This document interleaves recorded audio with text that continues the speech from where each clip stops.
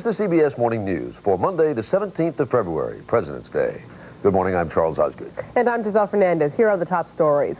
The Democratic presidential candidates clash over the environment in their final debate before the New Hampshire primary. They all make George Bush their main target.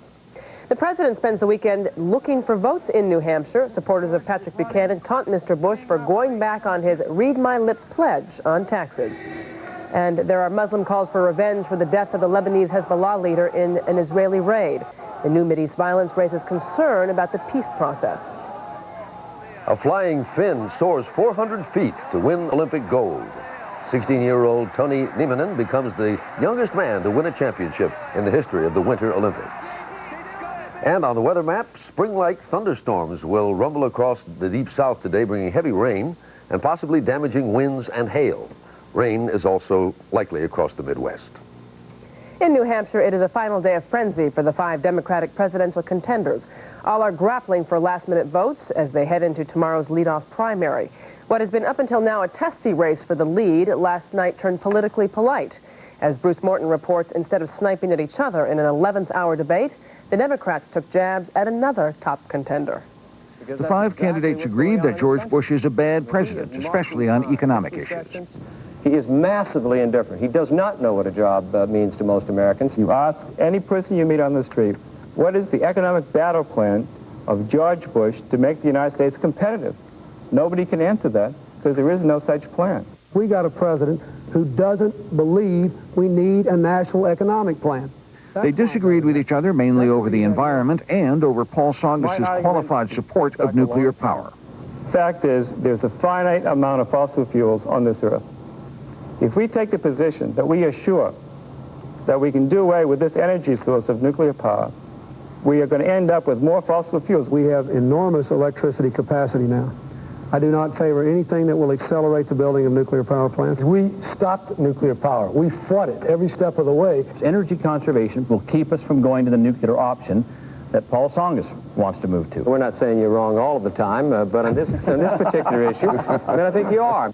Nobody said anything wildly new. The debate focused on issues and policy, and who'll win the primary here is still anybody's guess. Bruce Morton, CBS News, Manchester. The debate between the Republican candidates in New Hampshire was less formal. They never came face-to-face, and it was nastier. Eric Engberg reports on George Bush versus Patrick Buchanan. New Hampshire. The final weekend of the Bush-Buchanan contest in New Hampshire featured a bitter dispute over whether the president is really fighting to bring down the taxes of the middle class. Buchanan, whose supporters donned plastic lips to mock the president's Read My Lips pledge on taxes, said no. Mr. Bush is running a sting operation on the people of New Hampshire, and he's not going to get away with it a second time. The challenger is banking on a saturation advertising campaign attacking Mr. Bush's tax plan. It's part of a $1.7 million ad attack blanketing the state for Buchanan.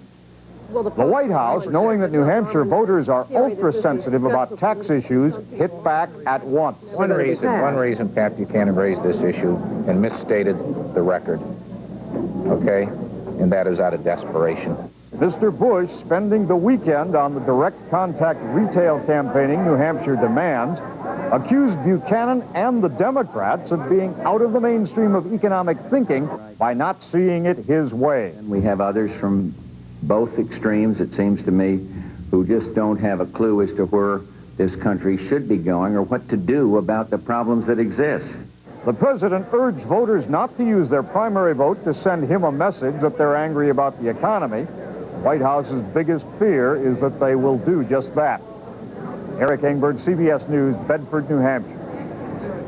Israel and guerrillas in southern Lebanon traded fire today, one day after Israel killed the pro-Iranian Hezbollah leader in a helicopter attack. Martha Teichner is following the story in Tel Aviv. By the time the body of Sheikh Abbas Musawi arrived in Beirut last night, Shiite Muslim leaders were demanding revenge.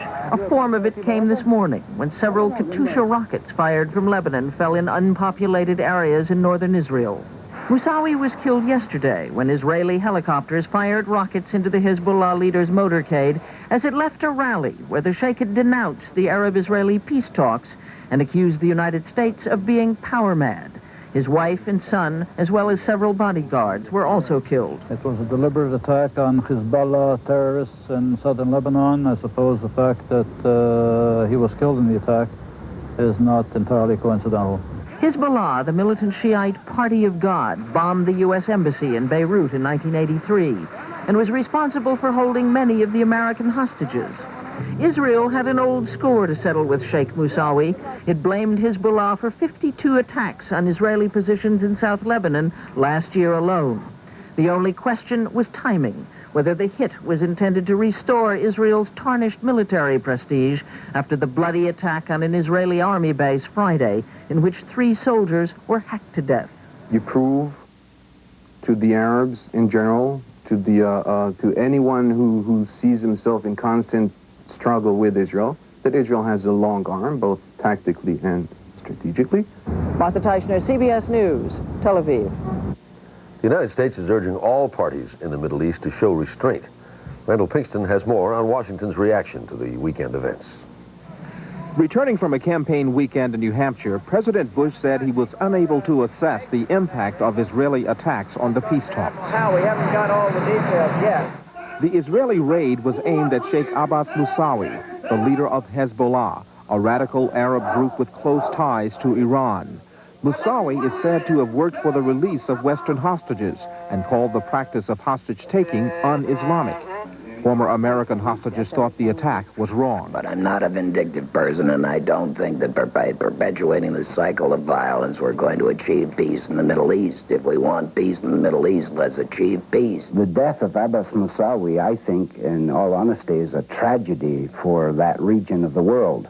And I think that it was very, very silly of the Israelis to assassinate him in this way.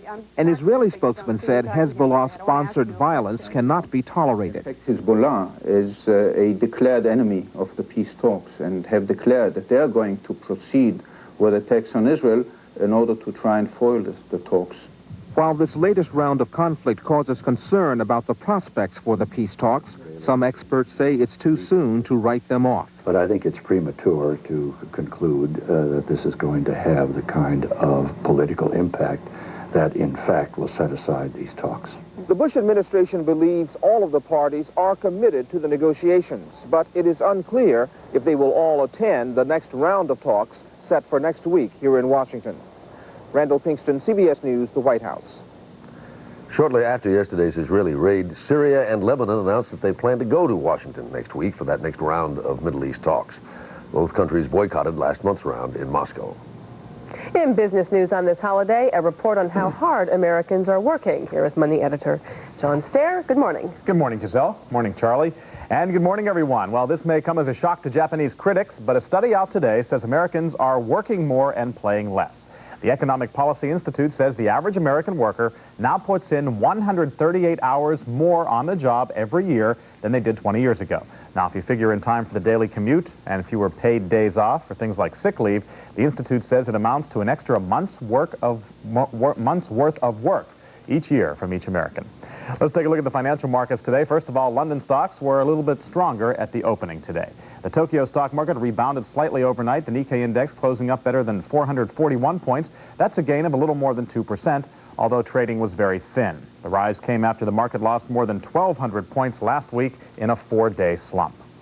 No stocks will be traded on Wall Street today. The U.S. markets are taking the day off, of course, in honor of President's Day. But at the end of last week, the Dow Jones Industrial Average stood at just below 3246. It lost a little more than a half point on Friday, and volume was heavy. For the week, the Dow posted a net gain of more than 20 points. And the price of gold in London opened at $354.30 an ounce. That is up 60 cents from Friday's closing price in New York. And now looking ahead to this week, on Wednesday, both the housing starts report and the consumer price index will be out. And on Thursday, we'll get the merchandise trade report. And that's this morning's rather abbreviated business report. Charlie, Giselle? Thank you very much, John. Thank you, John. Just ahead, thunder in the south in the nation's weather picture. And in sports, Rockbelt will highlight Martina of the many titles. She's now won more singles championships than any man or woman in tennis history.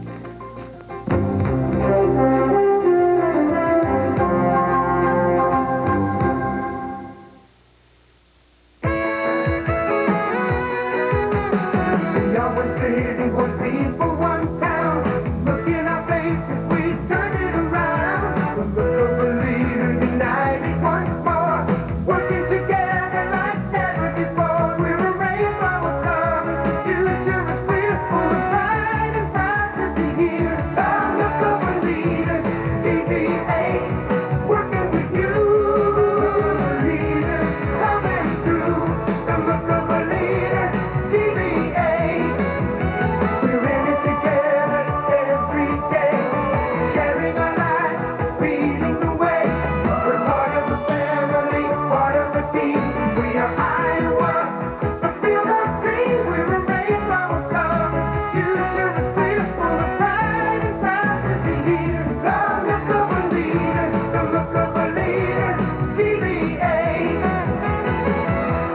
Hi, I'm Craig Shield, MBA 1992 State Ambassador. The week of February 16th through 22nd is MBA Disability Awareness Week. For more information, call your local MBA office.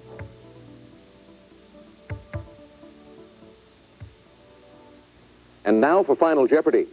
This heaviest animal also makes the loudest sound. Okay. Hippo. No. Nah. Tyrannosaurus. What? Gorilla? It's dinosaur. That's it. Sure. No. Okay. What is a blue whale? What is a whale? Could you be a little more specific on that? Blue. Jeopardy! It's as much fun as you think. Jeopardy! Now 6 days a week here on TV8. Relatives of Jeffrey Dahmer's victims will be taking a stand in Milwaukee today to tell of their anguish before he is sentenced. A jury on Saturday ruled that Dahmer was sane when he butchered 15 young men. He faces a mandatory sentence of life in prison for each murder. The judge will decide whether Dahmer can ever be eligible for parole. Federal officials alarmed about the rise in drug-resistant tuberculosis are looking at plans to set up sanitariums to isolate sufferers. Spokesman for the Centers for Disease Control says the sanitariums would treat patients with an array of modern antibiotics. A century ago, virtually every community had a sanitarium, but there were no antibiotics to treat TB. Turning now to the weather map, this morning's satellite picture shows an intense storm centered over the plains. The worst weather is along the Gulf Coast, where strong thunderstorms are sounding an early wake-up call to Louisiana, Alabama, and Mississippi. Later today, those stormy conditions in the deep south will continue as 2 to 4 inches of rain is likely, along with possibly damaging wind gusts and hail. Rain is also in the forecast for the lower Midwest, and 3 to 6 inches of wet snow is expected across the high plains. The northeast will be dry and mild. The southwest should also stay dry, at least for today. That is the national forecast. Now here's a look at your weather. The Des Moines area forecast for today, rain and some thunder showers with a high of 47 degrees. Tonight, rain turning to snow with a low of 35. And for Tuesday, some accumulation possible with a high of 37. Currently in Des Moines, cloudy skies and 40 degrees.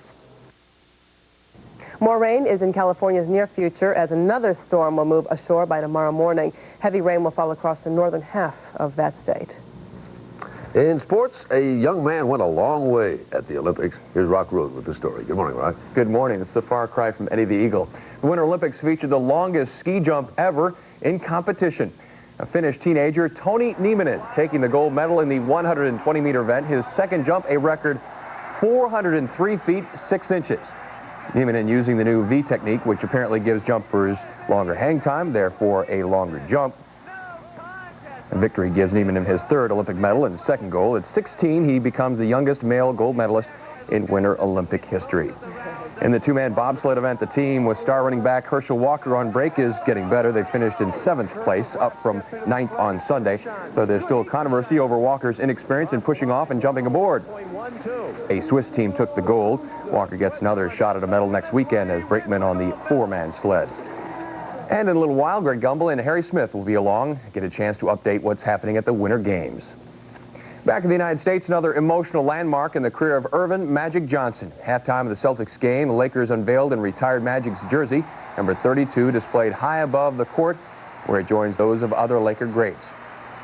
At the conclusion of the ceremony, Magic spoke to the crowd, made it clear he was looking not back, but ahead. Thank you. I'm looking forward to playing in the Olympics. And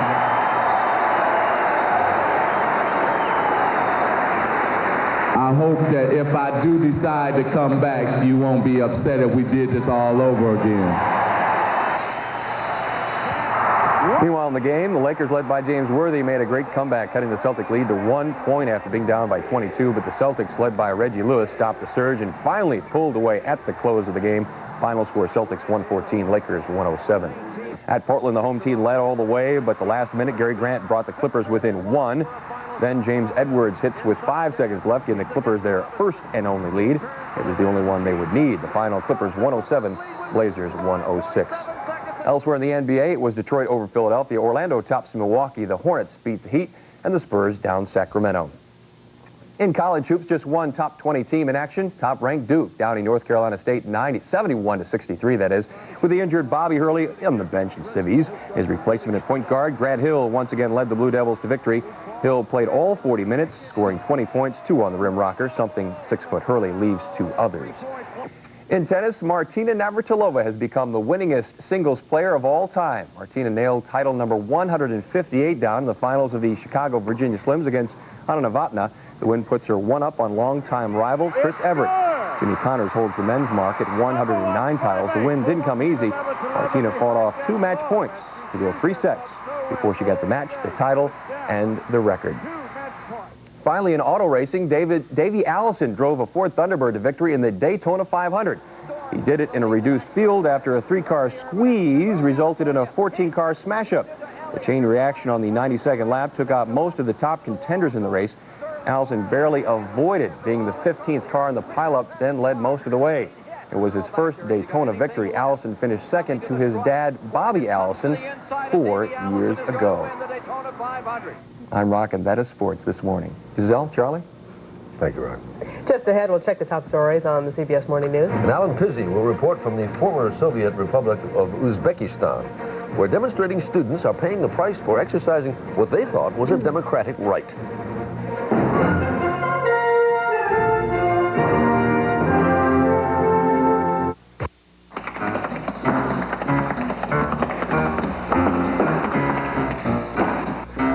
Hi, I'm Donald O'Connor, chairman of this year's National VA Salute to Hospitalized Veterans. I've enjoyed many roles over the years, stage, TV, Hollywood musicals. I've even co-starred with the Talking Mule. But no role was as important to me than my service in the U.S. Army Air Corps during World War II.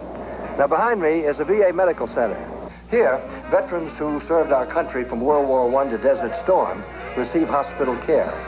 Here you'll find neighborhood volunteers, people just like you, donating a couple of hours a week. And here we see volunteers helping veterans with pet therapy. And these children are visiting older veterans. Volunteers also help hospitalized veterans enjoy a wide variety of sports. Join me as a volunteer. Call your local VA Medical Center. It's a role I think you'll enjoy. Coming up tonight on TV8 News, live at 6 and 10, Making Ends Meet. If you use a credit card to pay off another credit card, you may need help making ends meet.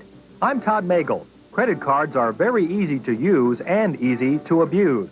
Tonight, learn more about the warning signs of credit card abuse and meet a Des Moines couple who charged up 18 cards before realizing they needed help.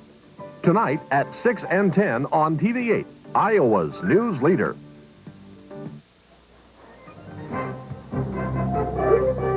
Honey said it would be like this. Did I say it would be like this? No, not you, Connie Chung. This Connie. Connie McBurney. Because when Connie says it will be like this, it usually is. West than in the east, even here in Iowa. And behind that, another change, and that is not necessarily going to be warmer. Cold air has been building for quite a while. Connie McBurney. Another reason why TV8 is Iowa's news leader. On the CBS Morning News, here's a look at today's weather. The Des Moines area forecast for today, rain and some thunder showers with a high of 47 degrees. Tonight, rain turning to snow with a low of 35. And for Tuesday, some accumulation possible with a high of 37. Currently in Des Moines, cloudy skies and 40 degrees.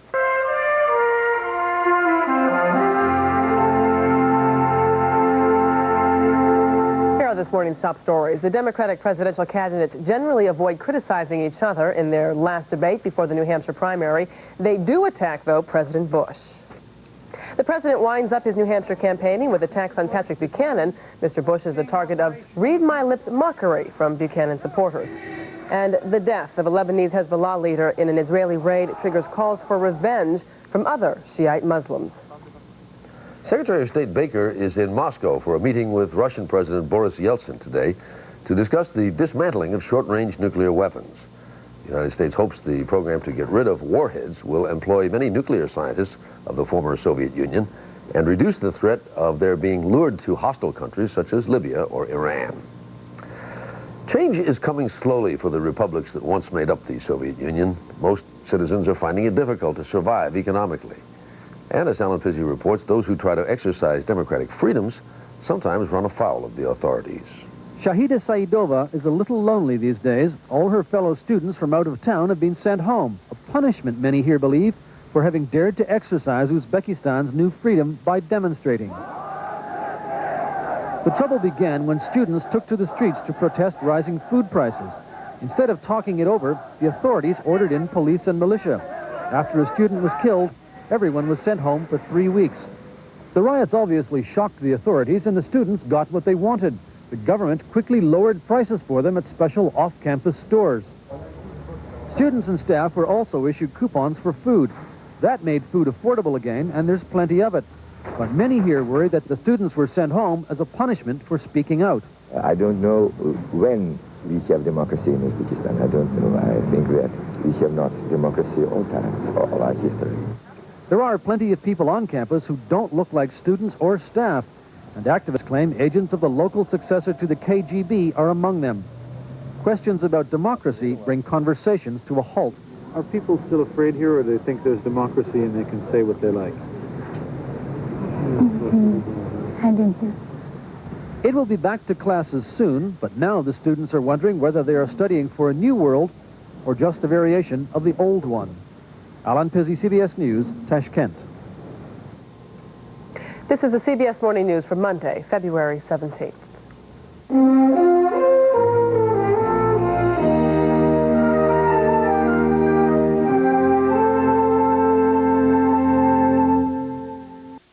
Everyone gets the blues sometimes. Usually they go away after a short while, but sometimes they grow worse. Day-to-day life can feel heavy and hopeless, but you don't have to let depression ruin your life. You can get help to lift the blues. Let your doctor find out if there's a physical cause. Talk to a counselor or a therapist. Just deciding to get help can make you feel better. To learn more about dealing with depression, write the Will Rogers Institute, White Plains, New York.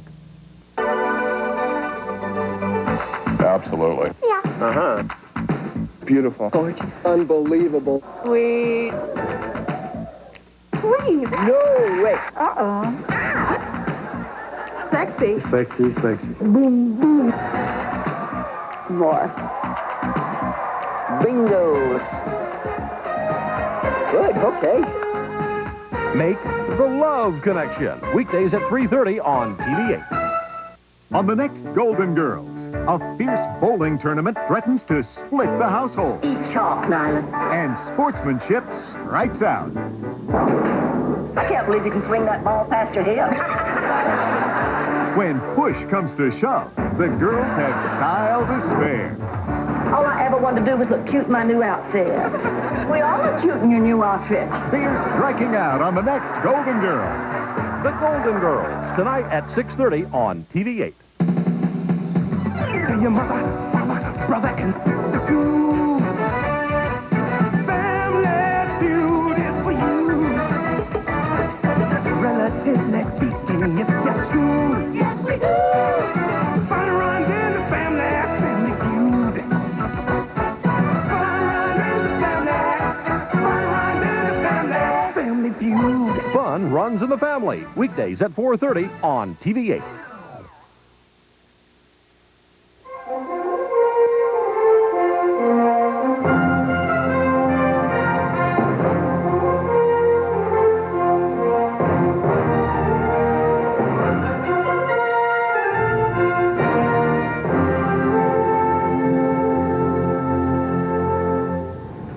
At the Winter Olympics in Albertville, athletes from Germany have captured the most medals so far, 18 of them.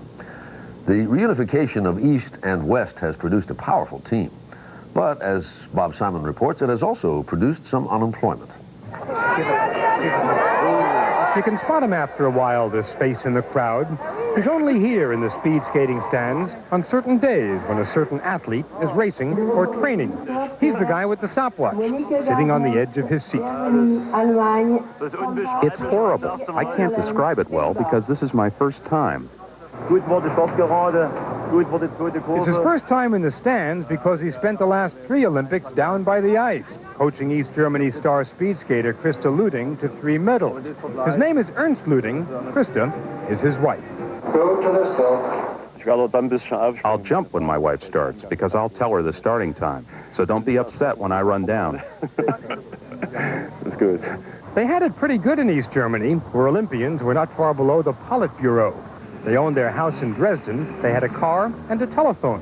When they decided to have a baby, Christa retired from sport. When she was pregnant, the wall fell and the rules changed. The currency of sport plummeted. Clubs were dismantled, coaches were cut. Ernst's only hope of keeping his job was to coach a world-class athlete. So 4 months after little Max was born, Christa came out of retirement to skate. Not for Germany, for Ernst. But the die was cast. The new united German team had neither the funds nor the room for an old coach from the East. On New Year's Day, 1992, Ernst Luding was fired. So he borrowed a motorhome and followed the team he once led all the way to Albertville, to the parking lot of the Fast Hotel, far from his home in a country which no longer exists. Are you angry at the team for letting you go? That's not the fault of the team, I think. It's a new society. Whose fault is it? You have to find a new place to fit in, but a place without sport. That's what hurts a little. With a little hurt and a lot of dignity, Ernst took his place among the ticket-buying public. The starting gun rattled his bones. The 32-year-old mother had not finished better than 5th all season. But in the Olympics, experience can have the edge on youth. Christa Luding had been around this block before. She cruised right into bronze. Sometimes one is more happy with bronze than gold. 1984 gold, 1988 silver, and now bronze. The winner's podium doesn't have any more places on it.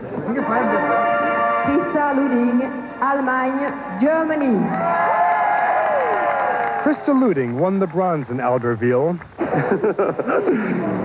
Ernst Luding beat them all. Bob Simon, CBS News, Albertville.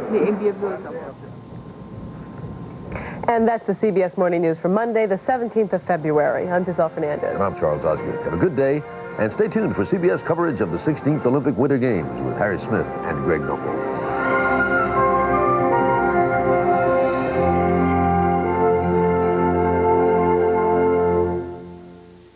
Times are tough. Jobs are scarce.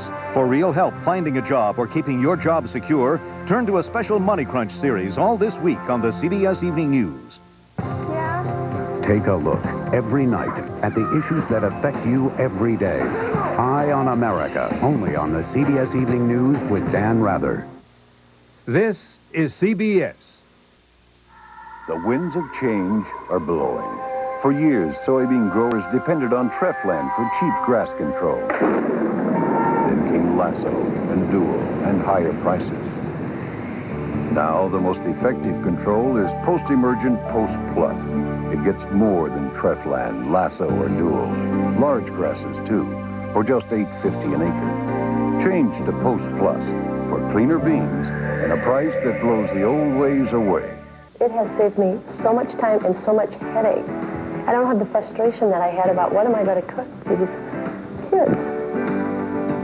I bet I have saved $60 a week.